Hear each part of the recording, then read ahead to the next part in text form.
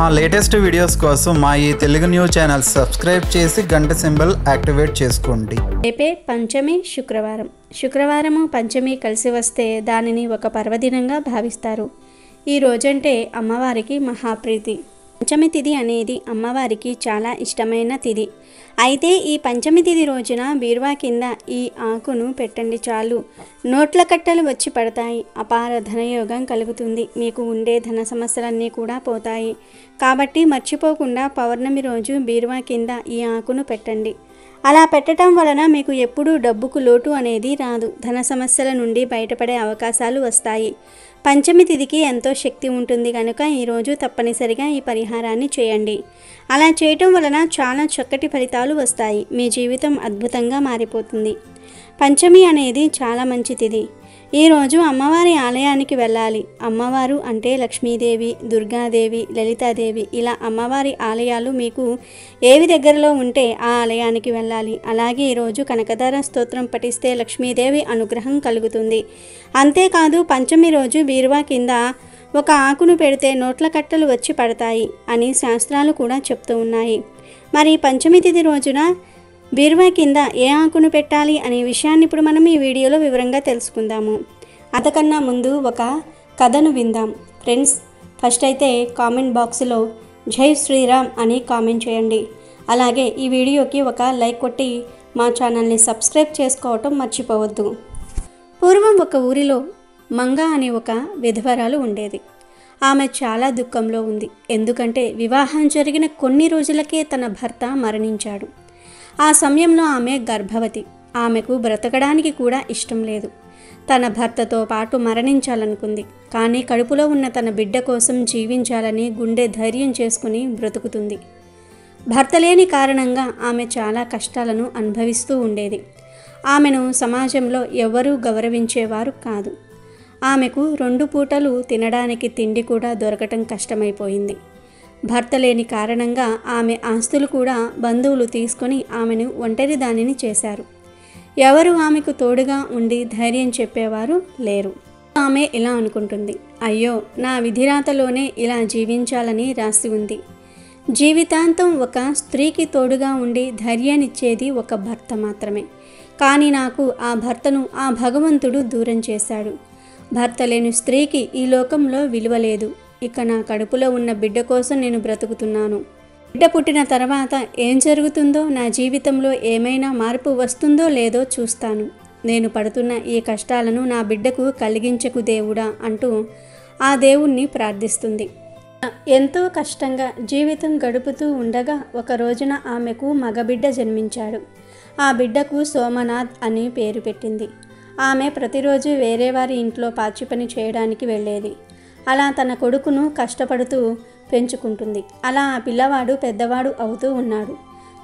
చూస్తూ ఉండగానే అతనికి 10 సంవత్సరాలు వచ్చాయి. అతను ప్రతిరోజు బయట పిల్లలతో కలిసి ఆడుకునేవాడు. ఒకరోజు సోమనాథు తన తల్లి వద్దకు వచ్చి ఇలా అంటున్నాడు, అమ్మా, నాకు చాలామంది స్నేహితులు ఉన్నారు.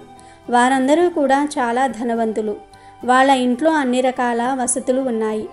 వాళ్ళందరిలోకి నేను మాత్రమే చాలా పేదవాణ్ణి. మనకు 2 పూటల భోజనం కూడా సరిగ్గా లభించటం లేదు. మనకు ఆ భగవంతుడు ఎందుకమ్మా ఇంత అన్యాయం చేశాడు? నేను ఇంత కష్టాల్లో ఎందుకు జీవించవలసి వస్తుంది అంటూ అడుగుతాడు. పిల్లవాని మాటలు విన్న ఆ తల్లి, నాయనా, బాధపడకు. మన అదృష్టం మనల్ని విడిచి వెళ్ళిపోయింది. మన విధిరాతలోనే ఇలా కష్టపడాలని రాసి ఉంది. అందుకే మనం ఇన్ని కష్టాలను అనుభవిస్తూ ఉన్నాం. ఆ విధిరాతను ఎవ్వరూ తప్పించలేరు నాయనా. ఆ భగవంతుడు ఏది చేసినా అది మన మంచికే అనుకోవాలని అంటుంది. అప్పుడు ఆ బాలుడు, అమ్మా, అందరినీ సుఖంగా ఉంచిన భగవంతుడు మనల్ని మాత్రమే ఎందుకు కష్టపెడుతూ ఉన్నాడు? నేనైతే చిన్న పిల్లవాడినే కదా, నన్ను కూడా ఇంత కష్టపెడతాడా ఆ భగవంతుడు?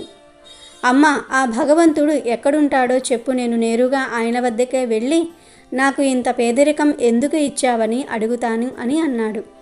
అప్పుడు ఆ తల్లి, నాయన, ఆ భగవంతుడు అన్ని చోట్ల ఉంటాడు అని అంటుంది. కానీ ఆ పిల్లవాడు వినటం లేదు. లేదమ్మా, ఇక్కడ ఆయన లేడు కదా, నువ్వు నాకు అబద్ధం చెప్తున్నావు. ఆయన ఎక్కడుంటాడో నిజం చెప్పు అని అంటుంది. ఆ పిల్లవాడు ఎంత చెప్పినా వినకపోవటంతో అప్పుడు ఆ తల్లి, నాయన, ఆ భగవంతుడు అడవుల్లో ఉంటాడని అంటుంది. ఇక ఆ పిల్లవాడు ఉదయాన్నే నిద్రలేచి అడవుల్లోనికి వెళ్ళిపోయాడు. ఆ అడవిలో భగవంతుని కోసం వెతకటం ప్రారంభించాడు. ఉదయం నుండి సాయంత్రం వరకు భగవంతుణ్ణి వెతుకుతూనే ఉన్నాడు. కానీ ఎక్కడా కూడా అతనికి భగవంతుడు కనిపించలేదు. ఆ చీకటి పడుతుంది. అతని కళ్ళల్లో నీళ్లు తిరుగుతున్నాయి. అతను గట్టిగా ఏడుస్తూ స్పృహ తప్పి ఆ అడవిలోనే పడిపోయాడు. అదే సమయంలో శ్రీ మహావిష్ణువు లక్ష్మీదేవితో కలిసి భూలోక సంచారం చేస్తూ ఉండగా అప్పుడే వారి దృష్టి ఆ బాలునిపై పడుతుంది. అప్పుడు లక్ష్మీదేవి శ్రీ మహావిష్ణువుతో ఇలా అంటుంది, స్వామి అటు చూడండి, ఆ చిన్నపిల్లవాడు అడవిలో దారి తప్పి పడిపోయినట్టుగా ఉన్నాడు. అతనికి మనం సహాయం చేసి అతడిని వారి తల్లిదండ్రుల వద్దకు పంపించి వేద్దామా అంటుంది. ఇద్దరూ మారువేషం ధరించి ఆ పిల్లవాడి దగ్గరికి వెళ్తారు. అప్పుడు లక్ష్మీదేవి ఆ బాలుణ్ణి లేపి అతనితో ఇలా అంటుంది, నాయనా నువ్వు ఎవరు? నీ పేరేమిటి? ఇంత దట్టమైన అడవిలోనికి ఎందుకు వచ్చావు? నీ వెంట ఎవరూ లేరా అని అడుగుతుంది. అప్పుడు ఆ బాలుడు, నా పేరు సోమనాథ్, నేను భగవంతుణ్ణి కలవడానికి వెళ్తున్నాను అంటాడు. అప్పుడు లక్ష్మీదేవి, ఎందుకు భగవంతుణ్ణి కలవాలనుకుంటున్నావు అంటూ అడుగుతుంది. అప్పుడు ఆ బాలుడు, నేను చాలా పేదవాడిని, నాకు 2 పూటలా కడుపు నిండా ఆహారం కూడా లభించటం లేదు. ఇంత కఠినమైన దరిద్రం నాకు ఎందుకు ఇచ్చాడో ఆ భగవంతుణ్ణి అడగడానికి వెళ్తున్నాను అని అంటాడు. అప్పుడు శ్రీ మహావిష్ణువు ఇలా అంటాడు, నాయనా నీ విధిరాతలోనే ఇలా రాసి ఉంది, ఇక దానిని నువ్వు అనుభవించవలసిందే, కాబట్టి నువ్వు ఇప్పుడు జాగ్రత్తగా మీ ఇంటికి వెళ్ళిపో అని అంటాడు. అప్పుడు ఆ పిల్లవాడు, లేదు లేదు లేదు, నేను తప్పకుండా భగవంతుణ్ణి కలిసి వెళ్తాను, ఈ వరకు నేను ఇంటికి వెళ్ళను అని అంటాడు. అతని మాటలు విన్న లక్ష్మీదేవికి ఆ బాలునిపై దయ కలిగింది. ఆమె శ్రీ మహావిష్ణువుతో, దేవా ఆ పిల్లవాడిని చూస్తే నాకు చాలా జాలి కలుగుతుంది, అతనికి ఏమైనా ఇవ్వండి అని అంటుంది. అప్పుడు శ్రీ మహావిష్ణువు, దేవి ఈ బాలునికి నేను ఏమి ఇవ్వాలి? అతని విధిరాతలోనే ఏమీ లేదు, అతనికి పొందే అదృష్టం కూడా లేదు, నేను ఏది ఇచ్చినా అతను నిలుపుకోలేడని అంటాడు. అప్పుడు లక్ష్మీదేవి, స్వామి మన పని ఇవ్వటం, మీరైతే ఇవ్వండి, ఆ తర్వాత పిల్లవాడు అదృష్టం అని అంటుంది. అప్పుడు శ్రీ మహావిష్ణువు ఆ పిల్లవానికి ఒక వజ్రాల హారం ఇస్తూ, నాయనా ఇది వజ్రాల హారం, దీనిని తీసుకొని నీ దరిద్రాన్ని పోగొట్టుకొని సుఖంగా జీవించు అని అంటాడు. దానితో ఆ పిల్లవాడు ఎంతో సంతోషంగా ఆ వజ్రాల హారాన్ని తీసుకొని ఇంటికి తిరిగి వెళ్తూ ఉండగా అదే సమయంలో అతనికి మూత్రం రావటంతో ఆ హారాన్ని ఒక బండరాయిపై ఉంచి పక్కకు వెళ్తాడు. అప్పుడే ఒక పక్షి వచ్చి ఆ హారాన్ని తన నోటితో పట్టుకొని ఎగిరిపోయింది. అతడు తిరిగి వచ్చి చూస్తూ ఉండగానే ఆ పక్షి చాలా దూరం వెళ్ళిపోయింది. ఆ పిల్లవాడికి చాలా బాధ కలిగింది. గట్టిగా ఏడుస్తూ ఆ హారాన్ని ఇచ్చిన శ్రీ మహావిష్ణువు వైపుకు పరుగులు తీశాడు. వాళ్ళు దేవుళ్ళని అతనికి ఏమీ తెలియదు. వాళ్ళ దగ్గరకు చేరుకుని ఏడుస్తూ, చూడండి మీరు ఇచ్చిన వజ్రాల హారం ఒక పక్షి ఎత్తుకుపోయిందని అంటాడు. ఇప్పుడు వాళ్ళిద్దరూ, నాయనా మేము ఇవ్వవలసింది నీకు ఇచ్చేశాము, నీవు దానిని నిలుపుకోలేకపోయావు, ఇప్పుడు నువ్వు బ్రహ్మదేవుని వద్దకు వెళ్ళి ఆయననే అడుగు అని అంటారు. అప్పుడు ఆ బాలుడు, అయితే ఆ బ్రహ్మదేవుడు ఎక్కడ ఉంటాడు అని అడుగుతాడు. నాయన నువ్వు ఇంకా కొద్దిగా ముందుకు వెళ్ళి పిలిస్తే ఆయన పలుకుతాడు అంటూ ఆ పిల్లవాడికి బ్రహ్మదేవుని చూసేలాగా వరమిస్తారు. బ్రహ్మదేవుడికి కూడా ఆ బాలునికి దర్శనం ఇవ్వమని ఆదేశిస్తారు. ఆ బాలుడు శ్రీ మహావిష్ణువు చెప్పిన దారిలోనే వెళ్తాడు, బ్రహ్మదేవుణ్ణి పిలుస్తాడు. వెంటనే బ్రహ్మదేవుడు ప్రత్యక్షమై, నాయనా ఏం కావాలి, ఎందుకు నన్ను పిలిచావు అంటూ అడుగుతాడు. అప్పుడు ఆ బాలుడు, దేవా నేను చాలా పేదవాణ్ణి, మీరు నా జీవితాన్ని మార్చి నాకు మంచి సుఖమైన జీవితాన్ని ప్రసాదించండి అంటూ వేడుకుంటాడు. అప్పుడు ఆ బ్రహ్మదేవుడు, నాయన నీ విధిరాతలో అంతా దుఃఖమే నిండి ఉంది, నీకు అదృష్టం సుఖం లేనే లేదు, నేను నీకు ఏమీ ఇవ్వనని అంటాడు బ్రహ్మదేవుడు.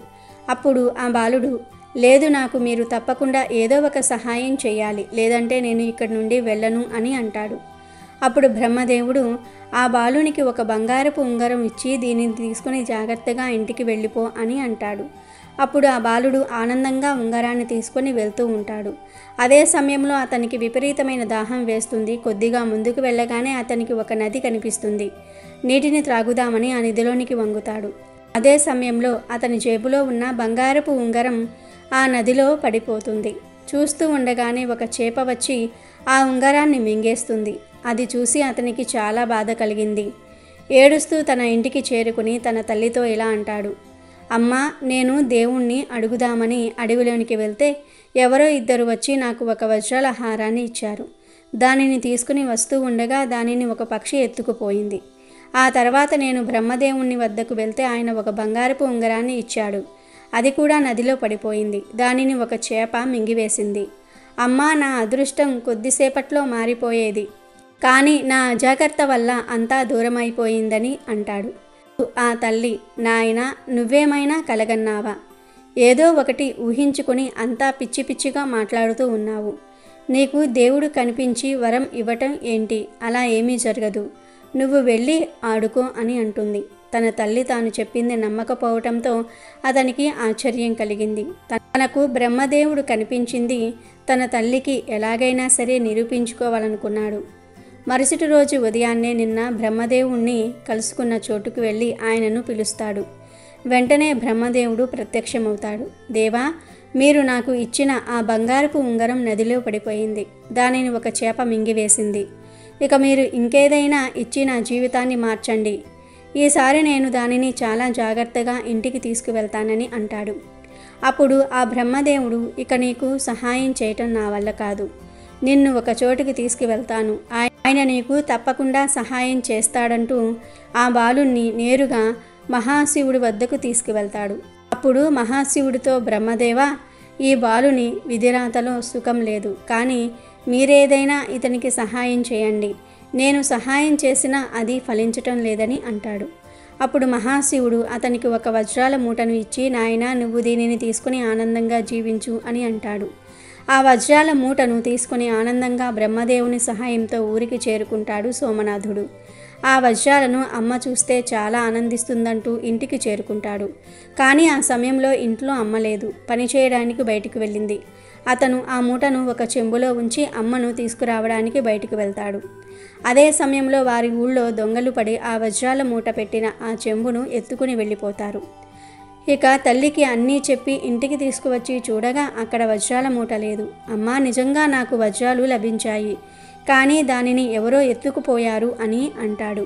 అప్పుడు ఆ తల్లి, నువ్వు రోజు ఏదో ఒక కథ చెప్తూ ఉంటావు, ఏదేదో ఊహించుకుంటూ ఉంటావు. మన అదృష్టమే బాగాలేదు, మన జీవితంలో దుఃఖమే రాసిపెట్టి ఉందని అంటుంది. అతనికి చాలా నిరాశ కలిగింది. మరుసటి రోజు మళ్ళీ బ్రహ్మదేవుని దగ్గరికి చేరుకుని, దేవా, నేను ఆ వజ్రాల మూటను ఇంట్లో పెట్టి నేను మా అమ్మ కోసం బయటకు వెళ్ళి వచ్చి చూసేసరికి ఆ వజ్రాలు కనిపించలేదు. అవి ఏమైపోయాయో నాకు అర్థం కావటం లేదని అంటాడు. అప్పుడు బ్రహ్మదేవుడు, నాయనా, ఇక నీ అదృష్టాన్ని మార్చటం మా వల్ల కాదు. నేను, మహావిష్ణువు, మహాదేవుడు ముగ్గురం కూడా ఏమీ చేయలేకపోయాం. మేము సహాయం చేసినా అది నీకు లభించటం లేదు. అసలు నీకు అదృష్టమే లేదని అంటాడు.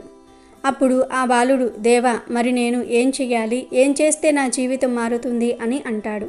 ఏం చేస్తే నా జీవితం మారుతుంది అని అడుగుతాడు. అప్పుడు ఆ బ్రహ్మదేవుడు, నాయనా, నువ్వు రేపటి నుండి మీ ఊళ్ళో ఉన్న మహాశివుని మందిరానికి వెళ్ళు. ఎందుకంటే ప్రతిరోజు ఆ మహాశివుని మందిరానికి అదృష్ట దేవత వస్తుంది. అక్కడే నీ దుఃఖం, నీ దరిద్రం తొలగిపోతాయని, అదృష్టం కలుగుతుందని అంటాడు. అప్పుడు ఆ బాలుడు, దేవా, నేను అక్కడికి వెళ్ళి ఏం చేయాలి అని అడుగుతాడు. నువ్వు వెళ్ళి ఆ మహాశివుణ్ణి ప్రార్థించు, ఆయనకు సేవలు చెయ్యి, ప్రతిరోజు ఆయనను దర్శించుకో అని అంటాడు బ్రహ్మ.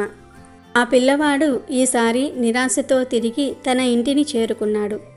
ఇక మరునాడు ఉదయాన్నే బ్రహ్మదేవుడు చెప్పినట్టుగా మహాశివుని మందిరానికి చేరుకొని ఆయనను దర్శించుకుని అక్కడే కూర్చుండిపోయాడు. ఇక సాయంత్రానికి ఇంటికి తిరిగి వచ్చేశాడు. మళ్ళీ మరుసటి రోజు మందిరానికి వెళ్ళి ఆయనను దర్శించుకొని తిరిగి సాయంత్రం ఇంటికి వచ్చేశాడు.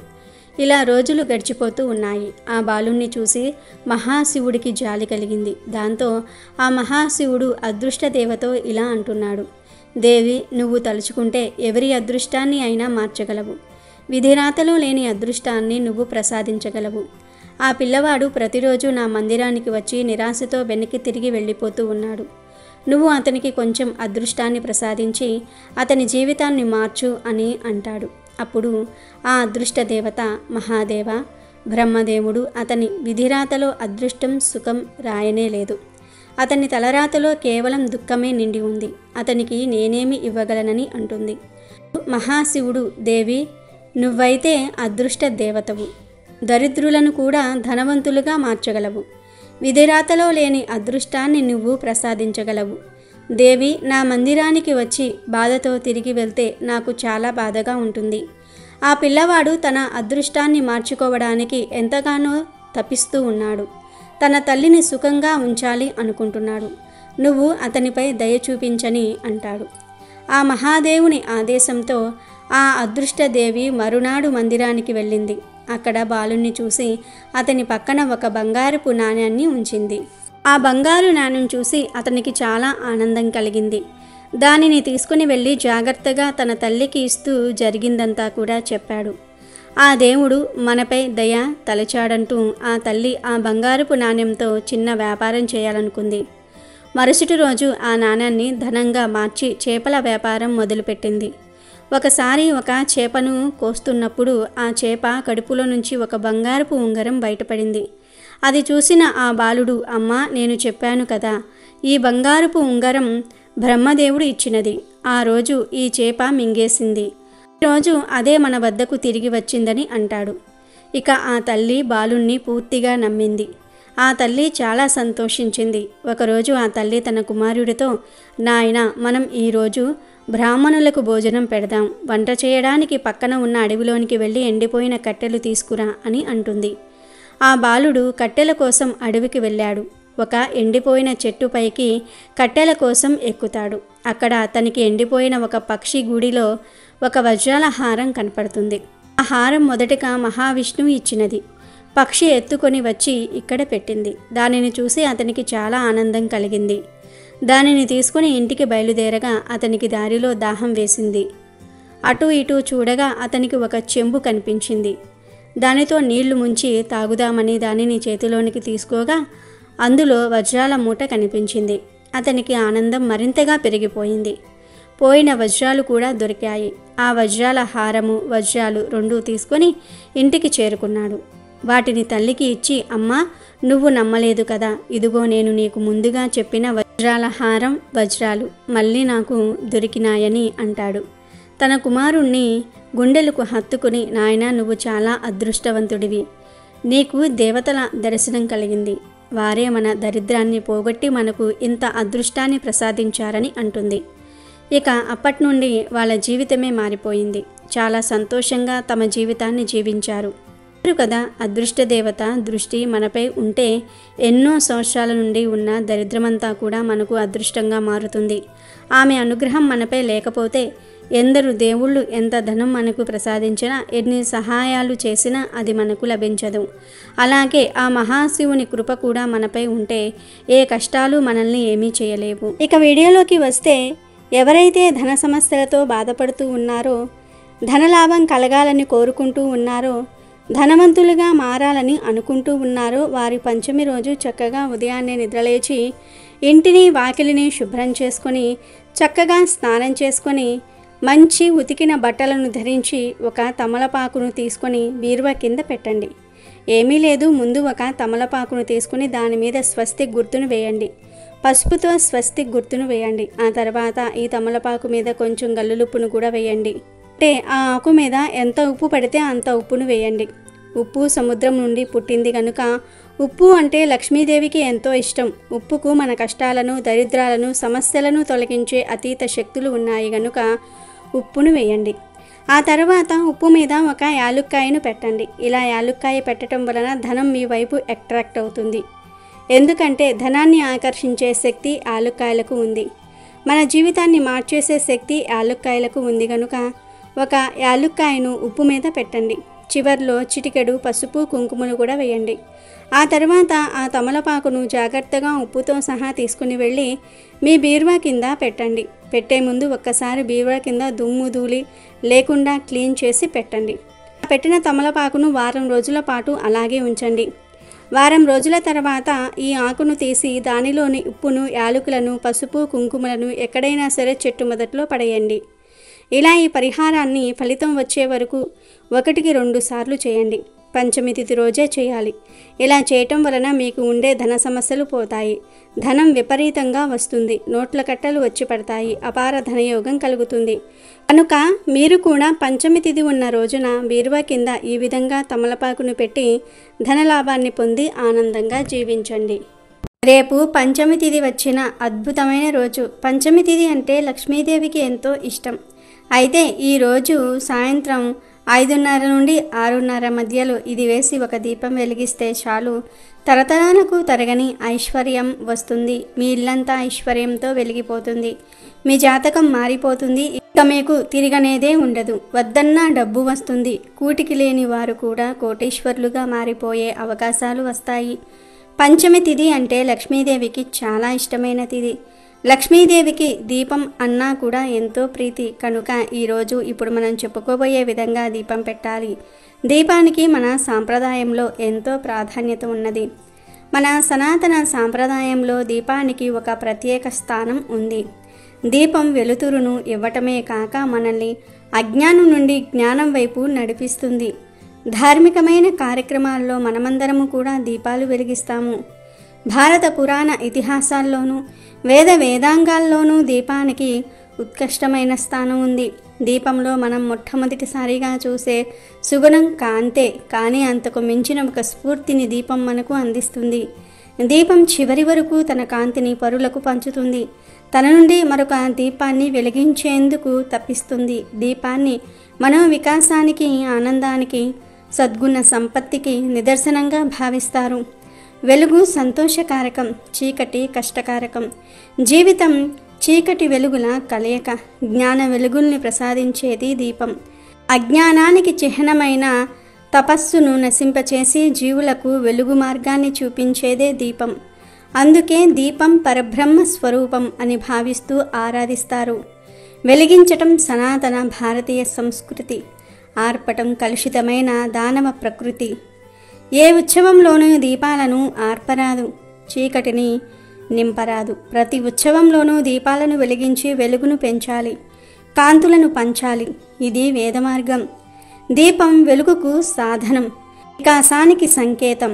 దీపం ఒంటరిగా కనబడుతుంది, కానీ అది ఒక వెలుగుల సైన్యం. మనిషి కూడా దీపం లాంటివాడే.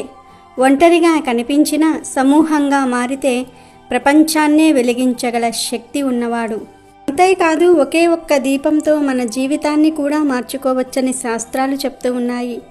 ఏమీ లేదు, పంచమి తిథి రోజు ఇప్పుడు మనం చెప్పుకోబోయే విధంగా ఒక దీపం పెడితే చాలు, మీ జీవితం మారిపోతుంది. మీ ఇల్లంతా ఐశ్వర్యంతో వెలిగిపోతుందని పెద్దలు చెప్తూ ఉన్నారు.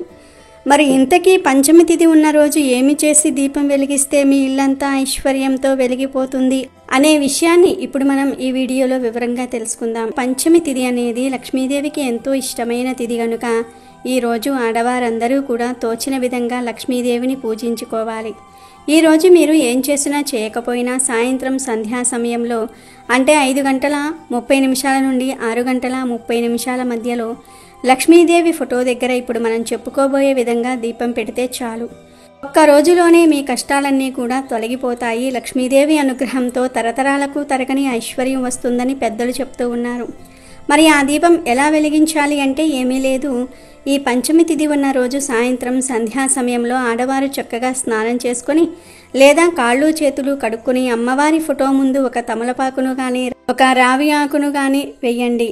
ఆ ఆకు మీద పసుపుతో ఓం గుర్తును వేయండి. ఆ తర్వాత ఆకు మీద మట్టి ప్రమిదను పెట్టండి. మీ దగ్గర మట్టి ప్రమిద లేకపోతే మీరు ఎప్పుడూ కూడా ఏ ప్రమిదతో అయితే దీపారాధన చేస్తారో ఆ ప్రమిదలోనే ఆకు మీద దీపం పెట్టండి. తర్వాత ఈ ప్రమిదలో నువ్వుల నూనె లేదా ఆవు నూనెను పోసి 3 ఒత్తులు వేసి దీపం వెలిగించండి. అలా దీపం వెలిగించిన తర్వాత వెలుగుతున్న దీపంలో అంటే దీపపు నూనెలో కొంచెం దాల్చిన చెక్క పొడిని కూడా వేయండి. పంచమి రోజు ప్రత్యేకంగా దాల్చిన చెక్క పొడిని వేసి దీపం వెలిగించినట్లయితే పరిపూర్ణంగా లక్ష్మీదేవి కటాక్షం సిద్ధిస్తుంది. తరతరాలకు తరగని ఐశ్వర్యంతో మీ ఇల్లంతా వెలిగిపోతుంది. కష్టాలు, బాధలు, సమస్యలన్నీ కూడా పోతాయి. తిరిగిలేని రాజయోగం పడుతుంది. పట్టిందల్లా బంగారం అవుతుంది. కాబట్టి మీరు కూడా రేపు ఎంతో పవిత్రమైన పంచమి తిథి ఉన్న రోజున సాయంత్రం సంధ్యా సమయంలో సింపుల్గా ఇప్పుడు మనం చెప్పుకున్న విధంగా దీపం వెలిగించి అమ్మవారి అనుగ్రహంతో సకల ఐశ్వర్యాలను పొంది సంతోషంగా జీవించండి. అమెజాన్లో బెస్ట్ డిస్కౌంట్స్ కోసం వీడియో డిస్క్రిప్షన్లో లింకు ఉంది, చూడండి. అలాగే మా టెలిగ్రామ్ ఛానల్ సబ్స్క్రైబ్ చేసుకోండి.